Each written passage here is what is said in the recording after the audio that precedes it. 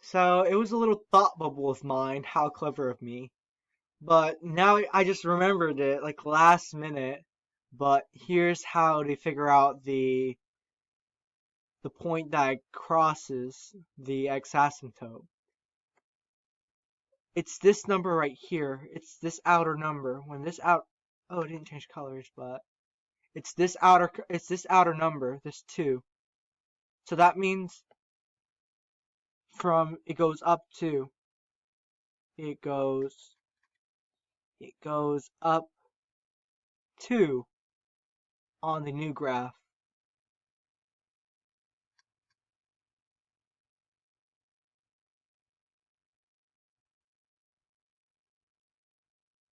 And what I'm talking about the new graph is this graph that we just created with the x and y asymptotes. We shifted it, we moved it to the left 2, and we moved it down 3. That's our new graph. And that means that this goes up 2. So that means from our new graph, this is our 0, 0. This is basically our new graph. We go up 2 points. So 1, 2. So it's at -1. It's at -1. Like, sorry if I cut it off, but so that means our graph would look like something like, oh no, let me make it prettier. Our graph would look like something like this.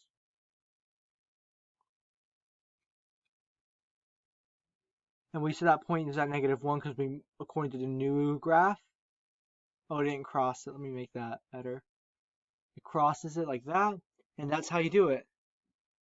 And sorry that it was very last minute, but that's how you do it. So now we're going to do this example. And we're going to look at this x minus 4 and this positive 2. This x minus 4 will tell us if it's a left or right shift. And the positive 2 will tell us if it's an up or down shift.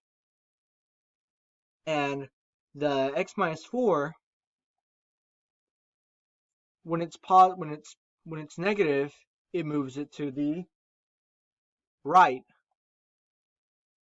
Now if it was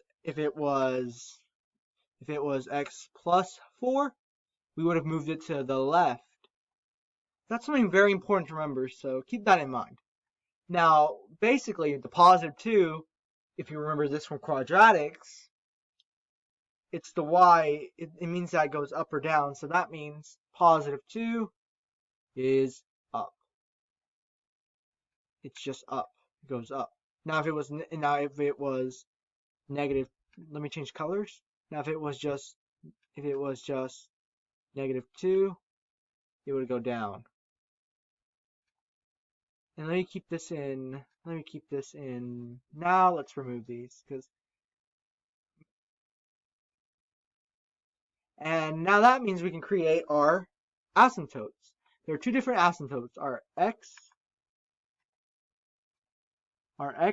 asymptote, our x asymptote,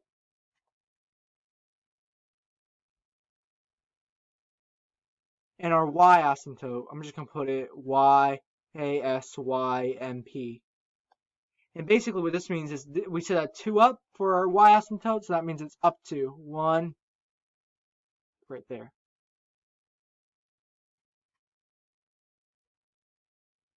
And then our x asymptote, we said it moves to the right, so that means it goes right about here. Sorry if you can't see it. The pens really don't match with white, which is kind of funny. And that's how you do it. And now what about this 3? This 3 plays an important role, as we said earlier. This 3, we started off at the new origin, the new graph. Starts at the new graph. And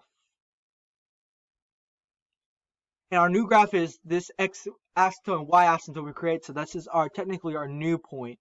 So that means this goes up 3. It goes up 3. So that means let me erase this real quick. Let me erase this real quick. And oh no, it removes itself. Let me fix that real quick. And that means it goes up 3. So according to the 0, this is technically our new graph, 0, 0. We go up 3. 1, 2, 3. So it's about, I'm going to fix that real quick. All right there, up 3. And if we plug in 0, if we plug in 0 for x, we should get our point at 0, 11.481 if I remember. Which is somewhere, let me use red, which is somewhere right about up here. And as we can see, the graph is like this. So that means our graph will eventually go down. It won't touch 2, but it will eventually touch 2. But we will never see that happen. And that's how you do it. Sorry this is very last minute. It just came as a brain fart. But yeah, I hope this helps.